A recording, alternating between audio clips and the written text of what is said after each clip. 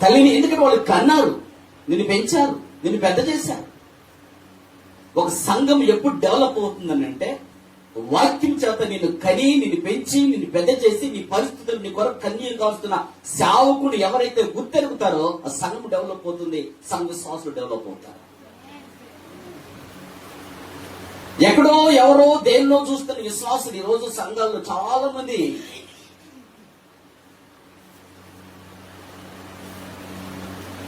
ఆయన ఒక్కడే ప్రయాసపడతాడు సంఘం డెవలప్. ఎందుకంటే ఆయన ప్రేమించగలిగిన వారు, గౌరవించగలిగిన వారు. ఎందుకంటే దైవ సేవకుడు అంటే దేవుని తర్వాత దేవుడు, దేవుని తరువాత దేవుడు దైవ సేవకుడు.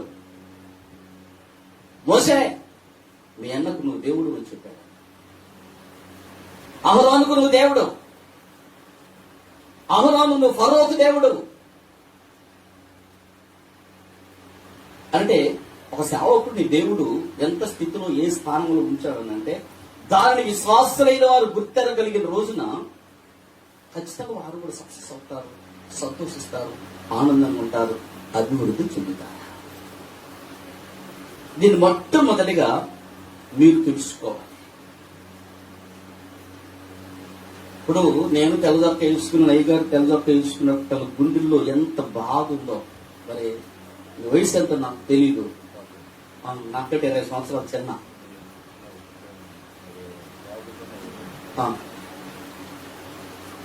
మరి ప్రేమ దేవుణ్ణి పెట్టలేదా?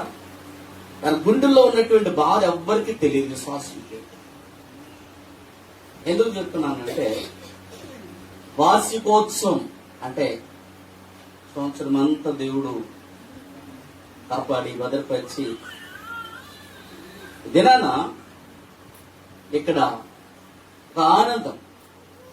వార్షికోత్సవమే కాదు, సంవత్సరానికి ఒకసారి సంతోషం, ఉత్సాహం, ఆత్మీయ ఉత్సాహం ప్రతిరోజు మీ జీవితాల్లో, మీ గుండెల్లో, వేళ్లలో ఉండాలంటే సేవకుని విలువ తెలుసుకున్న వాడికి దేవుని విలువ తెలుస్తుంది. దేవుణ్ణి తెలుసుకున్నవాడు సేవకుని కూడా తెలుసుకుంటాడు. ఎందుకు ఈ మాట చెప్తున్నానంటే ఏ సంఘము సేవకుని మాట వినదో ఆ సంఘము దీవెన నొందదు, దీవించబడదు. సంఘం అంటే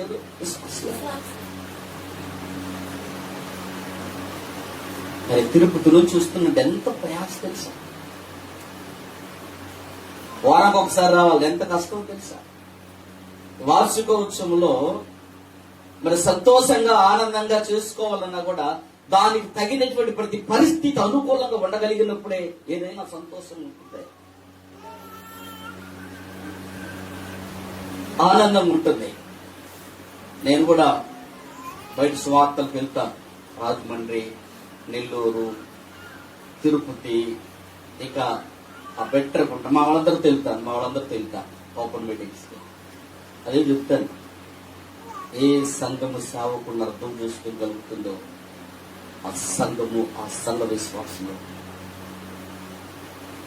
ఎన్నో కష్టాలుంటాయి సేవకుల్లో. కానీ మీకు అందరికీ చెప్పరు. నాకు తినడానికి కూడా టైం ఉండదు, అలా వస్తాయి ఫోన్లో. ఇలా తింటూ ఇలా ప్రార్థన చేస్తాను.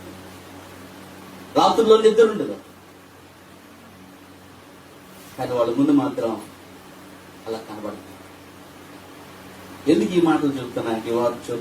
వివాహోత్సవ సందర్భంలో సంతోషం, ఆనందం ఉండాలంటే ఇది లేకుండా సేవకుడు, విశ్వాసులు అనేటువంటి ఒక బాంధవ్యము, ఒక ప్రేమ, ఒక ఆత్మ సంబంధం లేకుండా అక్కడ ఏమి జరిగిన అక్కడ ప్రయోజనం అయితే ఉండదు.